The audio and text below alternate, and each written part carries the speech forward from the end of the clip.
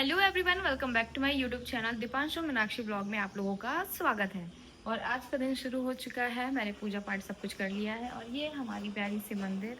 और आज का जो ब्लॉग है ना वो थोड़ा खास होगा, थोड़ा मस्ती होगी, थोड़ा ड्रामा होगा क्योंकि आज दक्ष अभी स्कूल से आने ही वाला है और धनवी आराम से लेटी हुई है और मेरे घर के सारे काम भी हो गए हैं। और मैं आप लोगों को आज का मौसम दिखा दूँ। बहुत ही बढ़िया मौसम हो चुका है यहाँ का। ज़्यादा गर्मी वगैरह नहीं है, नॉर्मल सा है, अच्छा है, बढ़िया है। मेरे घर के जो भी काम थे ना सब मैंने आराम से निपटा लिए हैं। धनवी की मालिश वगैरह सब कुछ हो गया, नहलाना वगैरह सब कुछ हो गया है। दक्ष बस आने ही वाला है। अब मैं उसी का वेट कर रही हूँ और मैंने अभी तक ना खाना भी नहीं खाया। मैं सोच रही थी उसके साथ में ही खाऊंगी। आप लोगों को बताऊँ, जैसे कि बहुत सारे लोगों के ना कमेंट्स आ रहे थे कि आप मुंबई में कहाँ रहते हैं और मतलब यहाँ पर मुंबई में कितना ज़्यादा मतलब महंगाई है, वहाँ पर कैसे रह रहे हो, क्या करते हो, क्या नहीं करते हो। तो मैं आप लोगों को आज सब दिखाने वाली हूँ कि मुंबई में रहना तो वाकई में आसान चीज़ नहीं है, बहुत ही टफ है। अगर किसी की जॉब है तो वो तो आराम से रह सकता है, लेकिन अगर कोई छोटा मोटा काम करता है उसको बहुत सारी दिक्कतें होती हैं। लेकिन ये मैं आपको दिखा दूँ, मेरा ये छोटा सा किचन है मुंबई का। ज़्यादा बड़ा नहीं है, छोटा सा ही है और यहीं पर हमारा खाना पीना सब बनता है। और वहाँ पर ये रूम है और ये धनवी आराम से सो रही है। अभी मैंने इसको सुला दिया है। मुंबई में रहना ना बहुत ही ज़्यादा कठिन काम है, लेकिन जिनको कुछ पैसे कमाने हैं या कुछ काम है उनका, तो उनको तो रहना ही पड़ेगा। जैसे कि हम लोग हैं, मेरे हस्बैंड की जॉब ही यहाँ पर है इसलिए हम लोग रह रहे हैं। पर महंगाई की बात करूँ तो महंगाई वाकई में बहुत ज़्यादा है। जैसे अपने यूपी में हर चीज़ थोड़ा कम में मिल जाती है, यहाँ पर दुगना है उसका पैसा। बाकी हम यहाँ पर हस्बैंड की जॉब तो है ही, उसकी वजह से तो रुके ही हैं। लेकिन बात एक यहाँ पर बहुत अच्छी है कि बच्चों की पढ़ाई, अगर आप अपने बच्चों को पढ़ाना चाहते हो तो कहीं मतलब ऐसी जगह पर निकलो जहाँ बच्चों का भविष्य बन पाए। तो इस वजह से हम लोग अभी यहाँ पर हैं कि दक्षिणा बहुत मतलब इससे पहले हम लोग कर्नाटक में थे तो वहाँ पर वो छोटा था इसलिए उसका एडमिशन वगैरह नहीं करवाया था हमने। लेकिन अभी हम लोग जब मुंबई में आए ना तो फिर दक्ष का, जैसे मैं आपको पहले भी बता चुकी हूँ, दक्ष पढ़ाई में बहुत ही अच्छा है। तो उसका जैसे हमने देखा ना कि पढ़ाई में बहुत ज़्यादा इंटरेस्ट आ रहा है उसको, हर चीज़ मतलब आ रही है, तो हमने सोचा उसको स्कूल में कर देते हैं। हमें तो यही था कि बस वो पढ़ेगा, अपना टाइम पास वगैरह करेगा, घर पे रह के करता ही क्या है, वहाँ पर जाएगा अच्छे से पढ़ेगा, हर चीज़ करेगा। लेकिन वहाँ जब भेजना चालू किया ना तब पता चला कि दक्ष और भी ज़्यादा अच्छा हो गया है पढ़ाई में, मतलब हर चीज़ समझता है, हर जो भी मैम बोलती हैं सब कुछ कर रहा है।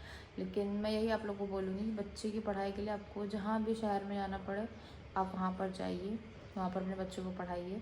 और हम लोग तो सोच रहे हैं ना कि अभी कुछ साल यहीं पर रुकते हैं क्योंकि पढ़ाई वाकई बहुत अच्छी होती है। दक्ष और भी ज़्यादा तेज़ हो गया है, बहुत अच्छे से बात करता है, सब कुछ पहले तो वो बोलता ही नहीं था, बोल ही नहीं पाता था ज़्यादा, लेकिन अब वो बोल भी लेता है, सब चीज़ कर लेता है खुद से। अब तो वो फिर बड़ा भी हो गया है और अब उसकी छोटी बहन भी आ गई, उसको देख कर ही वो सीखेगी। भाई पढ़ेगा तो भाई बेटी भी पढ़ेगी, अगर बड़ा भाई नहीं पढ़ेगा तो छोटी बहन कैसे पढ़ेगी, क्या देखेगी। बोलते हैं ना, जो बच्चा देखता है वही सीखता है, तो बस वही हाल है, जो बच्चा देखेगा वही सीखेगा।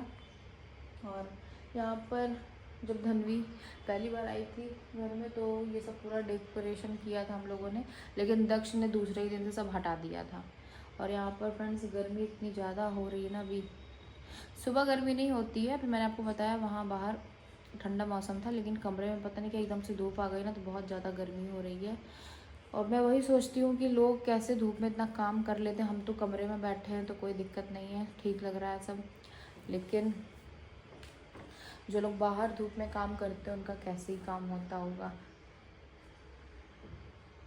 लेकिन अभी ना मैं आपको बताऊँ, ठीक है मुंबई में ठीक है, अच्छा लग रहा है, वैसे इतना भी अच्छा नहीं लग रहा है, लेकिन मैं अपने घर का ना जो भी कोना होता है मैं हर कोने को यूज़ कर लेती हूँ वीडियो बनाते टाइम। और यहाँ पर मैं दक्ष का वेट कर रही हूँ, दक्ष जल्दी से है क्योंकि आज भूख बहुत तेज़ लगी है।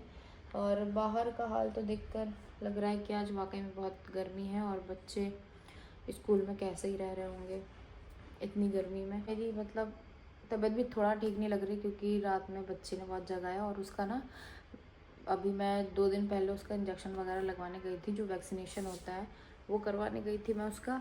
बहुत उसको दिक्कत हो रही थी, एक दिन में ना उन लोगों ने 3 इंजेक्शन लगाए हैं। उसके बेचारी की हालत ही ख़राब हो गई है, मैं क्या ही बताऊँ आप लोगों को।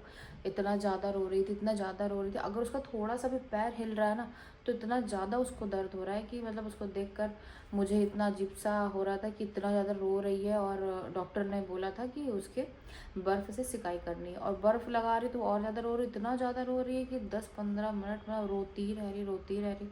तो इतना डर लग रहा था कहीं मैं उसके बर्फ़ से सिकाई कर रही हूँ, रो भी रही है, कहीं ऐसा ना हो बेहोश हो जाए, क्योंकि होता है ना बच्चा है कितना दर्द बर्दाश्त करेगा, फिर ठंडा ठंडा लगाएंगे तो बहुत ज़्यादा ही दिक्कत हो रही थी। लेकिन दक्ष के डैडी शाम तक आ गए थे कल, तो उन्होंने बर्फ़ से सिकाई वगैरह अच्छे से करी, क्योंकि मैं तो डर रही थी। फिर उन्होंने किया तो धीरे धीरे करके जैसे उसका दर्द कम हुआ ना तो वो सही हुआ, तब जाकर वो थोड़ा शांत हुई है।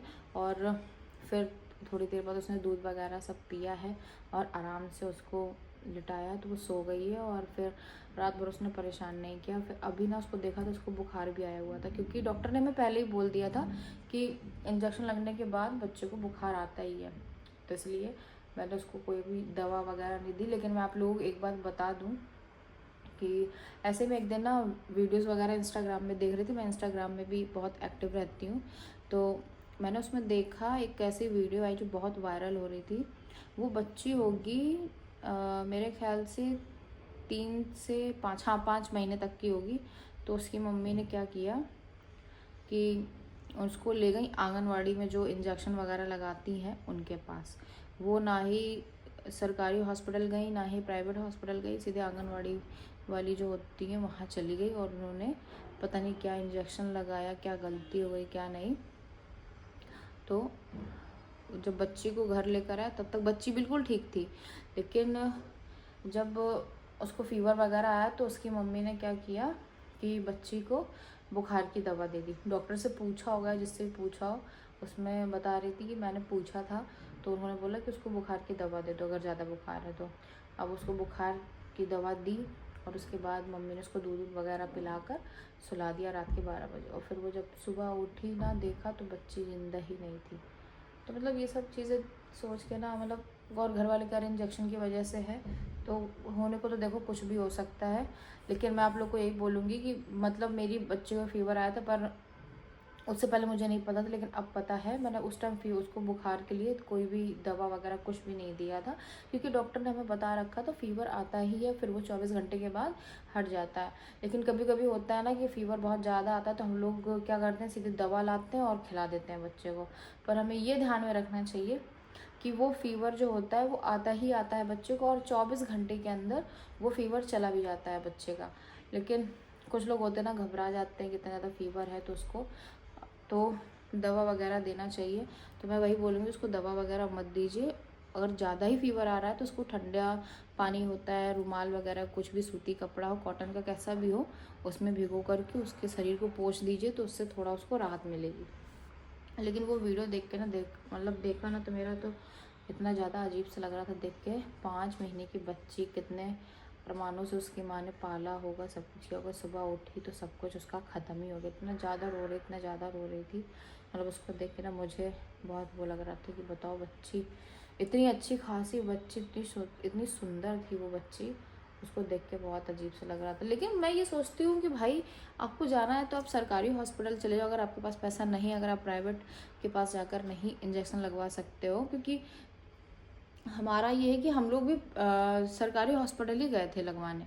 प्राइवेट में काफ़ी ज़्यादा पैसा लेते हैं, लेकिन सरकारी हॉस्पिटल में बिल्कुल पैसा नहीं लगता है। लेकिन सबकी अपनी अपनी चॉइस होती है जिसको जहाँ भी जाना हो। लेकिन ये आंगनवाड़ी पे तो मुझे बिल्कुल भी भरोसा नहीं है, क्योंकि वहाँ पर ना कुछ आता है, और मतलब मैं सबको नहीं कह रही कि नहीं आता है, लेकिन कुछ होती हैं जो ऐसे ही लग जाती हैं, वहाँ पर काम हम करने लगती हैं। लेकिन आंगनवाड़ी में तो जाना ही नहीं चाहिए। आप जाओ या तो सरकारी हॉस्पिटल जाओ या तो फिर प्राइवेट हॉस्पिटल में जाइए, वहाँ पर है, क्योंकि इसमें ना बच्चे का सवाल रहता है।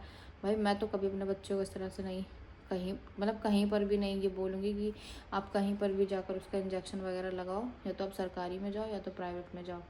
लेकिन आजकल ना काफ़ी वीडियोस भी वायरल होते हैं कि सरकारी हॉस्पिटल में भी ऐसा हो गया और प्राइवेट में भी ऐसा हो गया, लेकिन कोई समय देख नहीं आया। लेकिन हम अपने बच्चे की जिम्मेदारी खुद लेते हैं, जहाँ ठीक लगे वहाँ आप जाओ। लेकिन उस बच्चे के लिए बहुत ज़्यादा ख़राब लग रहा था।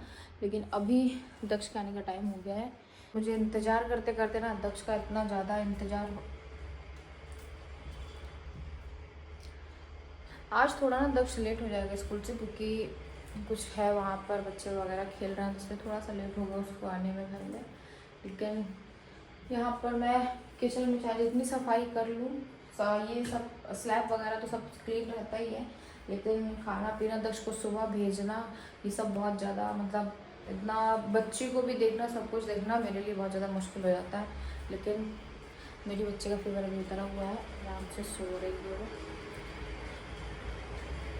और यहाँ पर मैं टीवी चला करके गई थी, देख रही थी कुछ क्राइम अलर्ट। मेरा टाइम पास इसी से होता है, या फिर मैं वीडियोस बना लेती हूँ। और दक्ष जब आ जाता है तो उसके साथ थोड़ा टाइम मिल जाता है, और धनवी तो है ही टाइम पास करने के लिए मेरे पास। बस इन्हीं सब में मैं अपने बच्चों में ही खोई रहती हूँ, पूरा दिन बच्चों के साथ ही निकल जाता है। बस दक्ष ना सिर्फ 3-4 घंटे के लिए स्कूल जाता है, उसके बाद जब आता है तो कभी वो परेशान करता है, कभी नहीं परेशान करता है, कभी धन भी परेशान करती है, कभी नहीं करती। तो बस यही सब मेरी लाइफ में चल रहा है। अभी तो सिर्फ बच्चों को देखना है, और जो भी टाइम मिलता है ना तो मैं अपने लिए वीडियोस वगैरह जो भी शूट करना होता है वो मैं कर लेती हूँ। बाकी जब बच्चे सो जाते हैं तब मैं इसकी एडिटिंग वगैरह करती हूँ। और मुझे ना बिल्कुल भी आराम करने के लिए मिलता ही नहीं। और मैं मतलब अभी मैंने ये व्लॉगिंग वगैरह स्टार्ट की है ना, तो मुझे पहले लगता था ना कि अरे ये तो व्लॉगिंग है, बहुत आसान है, ये तो हो जाएगा हो जाएगा हो जाएगा।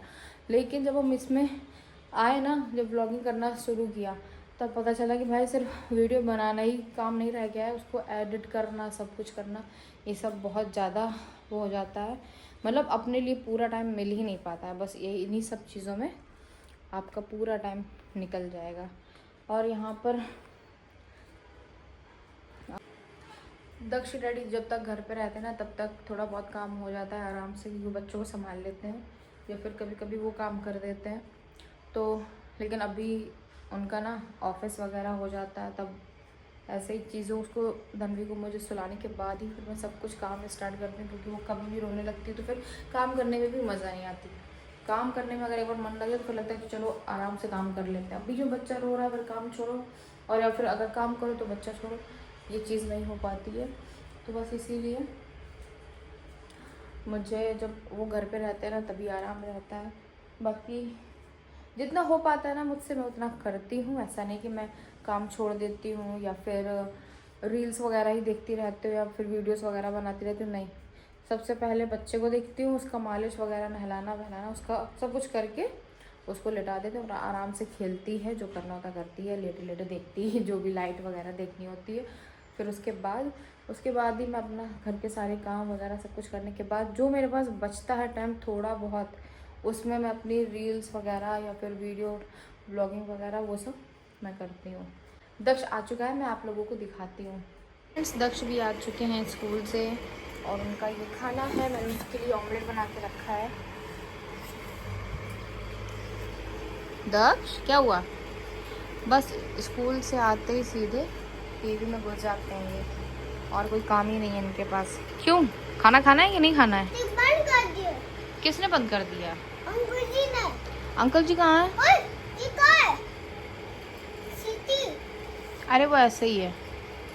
दक्ष ने खाना खा लिया है, अब मैं सोच रही हूँ कि अब मैं भी थोड़ा आराम कर लेती हूँ, दक्ष को भी सोने को बोल देती हूँ। और अभी खाना खाते खाते उसने तो टीवी वगैरह देख लिया है। अब मैं सोच रही हूँ कि हम लोग सो जाते हैं, क्योंकि धनवी भी सो चुकी है। थोड़ा आराम करना भी ज़रूरी है, क्योंकि रात में नींद नहीं पूरी होती है, इसलिए बहुत ज़्यादा सिर दर्द होना और चक्कर आना ऐसा हो रहा है।